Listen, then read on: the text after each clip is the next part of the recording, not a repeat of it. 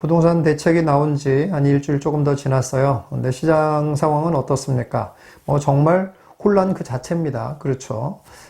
왜냐하면, 어떤 입장에 있느냐에 따라서 이번 대책이 주는 무게가 굉장히 달라요. 그리고 또 어떻게 해야 될지 그 방법도 굉장히 다양하게 나올 수 있는 상황이고, 그리고 또 이번 대책으로 인해서 굉장히 심각한 피해를 입게 되는 사람들도 굉장히 많아졌어요. 그렇기 때문에 본인이 어떤 처지에 있느냐에 따라서 이번 대책을 굉장히 좀 더 다르게 해석하고 다른 전략을 세워야 될 것 같습니다. 일단 무주택자와 유주택자 이 두 부류의 사람들의 입장이 완전히 다른 상황이고, 그리고 또 전략도 완전히 다른 상황입니다. 그래서 오늘은 무주택자는 어떻게 해야 이 대책 이후를 살아갈 수 있는 건지, 유주택자는 어떻게 해야 이 대책에서 살아남을 수 있는지에 대해서 한번 얘기해 보도록 하겠습니다. 일단 무주택자는 결론부터 먼저 얘기하자면은 반드시 집을 사야 됩니다.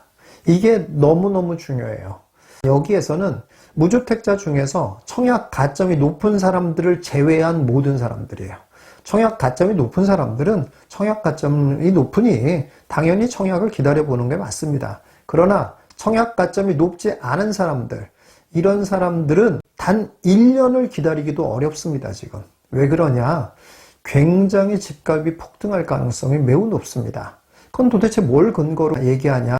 근거가 너무 많습니다, 사실은. 일단 과거의 사례가 그래요. 그 과거보다 더 강한 정책을 내세운 거잖아요, 지금. 근데 과거에 똑같이 공급이 없던 시절에 그렇게 규제를 했더니만은 집값이 얼마나 올랐는지에 대한 사례가 다 있습니다. 분당 같은 데는 과거에 그렇게 규제가 있었을 때 1년 만에 집값이 얼마나 올랐냐면 50%가 올랐습니다. 제 책에도 나와 있는 얘기입니다만은 2년에 3배, 2년에 4배 이렇게 오르는 경우도 부지기수예요. 그런데 지금이 과거보다도 더 강한 규제가 있는 상황이란 말이에요. 그렇다면 규제가 강해서 과연 그런 상승이 안 일어날까? 아니죠. 반대로 생각해야 돼요. 규제가 더 강하면 강할수록 매가는 더 올라갈 가능성이 더 높습니다. 일단 기본적인 환경이 그때나 지금이나 다를 게 없어요. 공급이 없다라는 기본적인 상황이 다를 게 하나도 없습니다. 그런 상황에서 규제만 더 강하게 했어. 그러면 과연 매가가 안 오를까요? 그 반대가 될 가능성이 굉장히 높다라는 거예요. 일단 전세가가 매우 많이 오를 수 있는 상황이라는 거예요. 결국 매가를 자극할 수밖에 없다라는 얘기입니다. 전세가라는 것, 거품이 만들어지는 게 아니다 보니 결국 매가를 자극할 수밖에 없는 거예요. 너무 뻔한 사실이라는 겁니다. 여기서 이제 어떤 분들이 이런 생각 하시는 분들이 있을 거예요. 임대차법 또 다시 발의됐던데 9년 살 수 있는 거 이런 거 얘기를 하시는 분들이 있는데, 자 그러면 3 플러스 3 플러스 3인데 이렇게 되면 집값 안정이 될까요? 만약에 그런 거였더라면 2 플러스 2에서도 안정이 됐어야 돼요. 어떻게 됐습니까? 2 플러스 2 했더니 전세가가 더 올랐어. 아니 2 플러스 2 해가지고 전세가가 폭등한 이런 경험이 있는데도 불구하고, 그러니까 333 해야 되겠다. 도대체 이런 발상은 어떻게 나오는 건지 잘 모르겠어요, 진짜. 실질적인 얘기를 좀 하자 그러면은, 만약에 3 플러스 3, 333 이렇게 된다고 하지 않습니까? 얼마든지 빈틈이 있거든요. 아니, 본인이 산다고 그러고 내보낼 수 있잖아요. 그렇게 333으로 해가지고 더 기간을 늘리면 늘릴수록 전세 물량은 더 안 나오죠. 그 안 나오는 물량들은 더 마음껏 올릴 수 있는 상황이 만들어진다라는 겁니다. 전세가가 그래서 오를 수밖에 없는 그런 구조라는 거예요. 그럼 전세가가 오르면 매가는 당연히 오르게 되겠죠. 자, 그렇습니다. 그래서 무주택자는 지금 이 상황에서 집을 안 사거나 집을 오랫동안 내가 상황 봐가면서 하겠다라고 오랫동안 지켜봤다. 그럼 어떻게 되냐? 벼락거지 예약이라고 봅니다. 그래서 가장 좋은 것은 본인이 거주할 수 있을 만한 곳, 그러면서도 성장성이 있을 만한 곳을 사는 게 가장 좋죠. 굳이 정부의 정책에 이렇게 맞설 필요는 없는 거니, 그러니 실거주가 가능하면서도 투자성이 있는 데를 사는 것이 가장 좋습니다. 그런데 대부분의 사람들이 그러지 못한다는 거잖아요. 그래서 이제 원성이 높아지는 거 아닙니까? 그러면 어떻게 해야 되냐? 그러면 지금 규제한 지역 바깥을 한번 잘 보세요. 그러면은 풍선 효과가 난다라고 말이 나오는 데들이 있어요. 그런 데들 중에서도 성장성이 있는 데들이 있습니다. 이런 데들을 위주로 먼저 보셔야 돼요. 다시 말해서 실거주할 수 있는 집을 사서 거기에 들어가 사는 게 더 좋겠지만 그게 안 된다고 하면 지금 규제 지역에서 벗어난 지역 중에서 성장성 있는 데를 꼭 찾아서 거기를 사두기라도 해야 된다, 이런 얘기입니다. 무주택자는 지금 이런 상황에서 이제 뭐 부동산 뭐 할 것도 없고 뭐 이제 신경 안 써도 되겠다 라고 생각했다가는 정말로 크게 뒤통수를 맞습니다. 자, 이제 유주택자는 그럼 어떻게 살아야 되냐? 일단은 기본적인 건 뭐냐면 본인이 성장성이 없는 걸 좀 갖고 있다라고 하면 성장성 있는 거로 옮겨 타는 게 일단 기본이에요. 오른다고 하더라도 다 똑같이 오를 리는 없지 않습니까? 그러니까 이왕이면 좀 더 성장성 있는 것으로 옮겨 타야 더 많이 오를 수 있는 여지가 있습니다. 그러니까 웬만하면 이런 시점에 머뭇거리면 안 되고 어떻게 해서든지 성장성이 조금 더 있는 지역으로 갈아타는, 제가 이전 유튜브 영상에서 많이 얘기한 차별화가 진행되고 있는 지역 쪽으로 갈아타는 전략을 좀 더 적극적으로 해보려고 노력을 하는 것이 맞다고 보여집니다. 자, 근데 여기에서 문제는 이제 여건이 되면은 괜찮아요. 근데 그게 안 되는 사람이라면 앞서 말씀드린 것처럼 비규제 지역이 오히려 더 성장성이 있는 곳들도 있습니다. 그렇다면 과감하게 규제 지역에 있는 걸 팔아서 비규제 지역으로 옮겨가는 그런 생각까지도 한번 해볼 만하다라는 거예요. 중요한 건 규제냐 비규제냐가 중요한 게 아니고 성장성이 있는 걸 갖고 있냐 성장성이 없는 걸 갖고 있냐의 문제예요. 그러니까 지금 같은 때는 성장성이 없는 것들도 매가가 어느 정도 올라갈 수 있는 시장인 건 맞습니다만은, 그렇지만 성장성이 있는 건 더 많이 올라가죠. 그러니까 격차가 더 많이 벌어질 수 있는 데죠.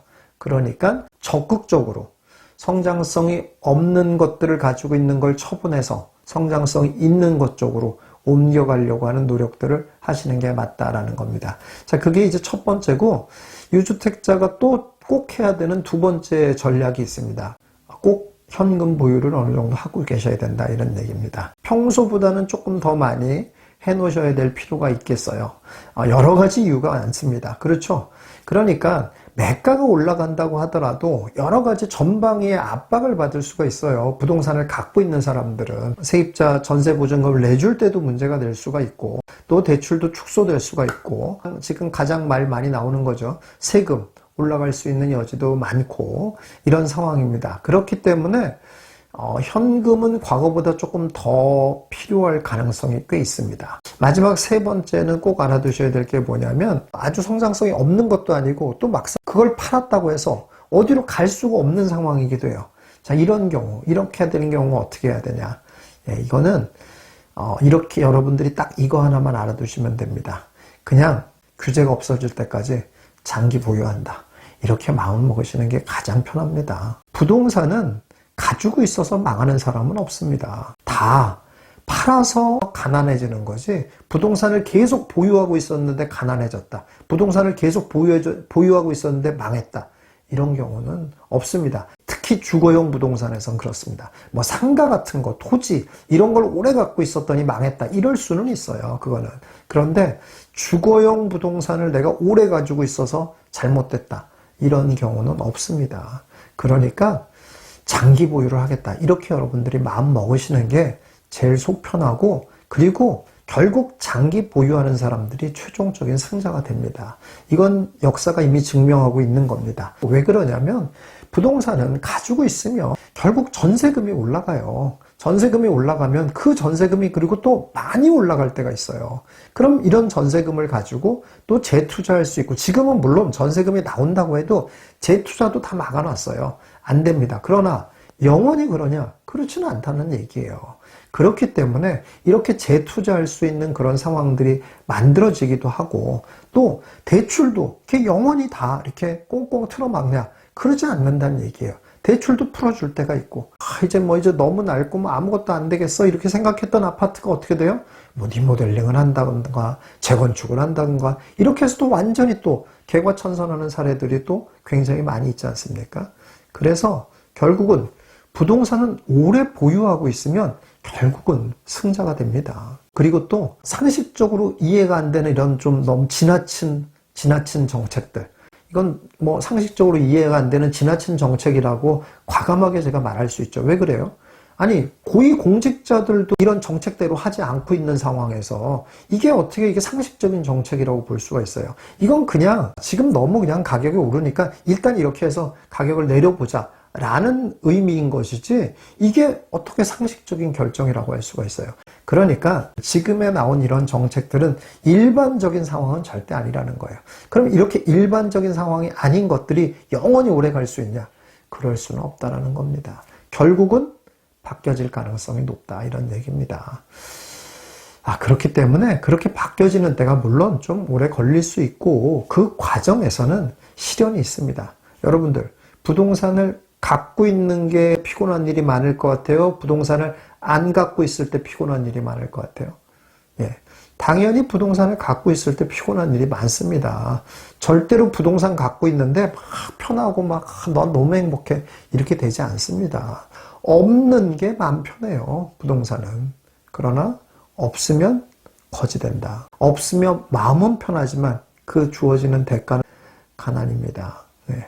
그러니까 여러분들 조금 불편하고 어려운 일이 있다라고 하더라도 부동산은 보유하셔야 됩니다. 그래서 뭐 이것도 하기 어렵고 저것도 하기 어려운 이런 상황이다라고 하면 그러면 정말 그야말로 이 또한 지나가리라 라는 마음을 가지시고 이런 것들이 다 지나갈 때까지 그냥 내가 조금 번거롭더라도 조금 피곤한 일이 있다라도 장기적으로 내가 보유해야 되겠다라고 생각하시는 것이 가장 좋은 전략입니다. 자, 여러분들 이렇게 무주택자와 유주택자의 전략이 다를 수 있습니다. 자, 그런데 둘 다 정신 바짝 차려야 할 상황이 됐습니다. 정부가 또 어떤 얘기를 할지 몰라요. 그러니까 또 정부가 이렇게까지 강력하게 뭔가를 하는 정부인데 뭘 또 못하겠습니까? 그러니까 그런 거에 대비를 무주택자는 무주택자로서 유주택자는 유주택자로서 둘 다 대비를 하셔야 되겠다 이런 얘기입니다. 네, 그렇게 하셔서 여러분들 어떤 상황이 벌어지더라도 최종 승자가 되시는 여러분들 되시기 바라겠습니다.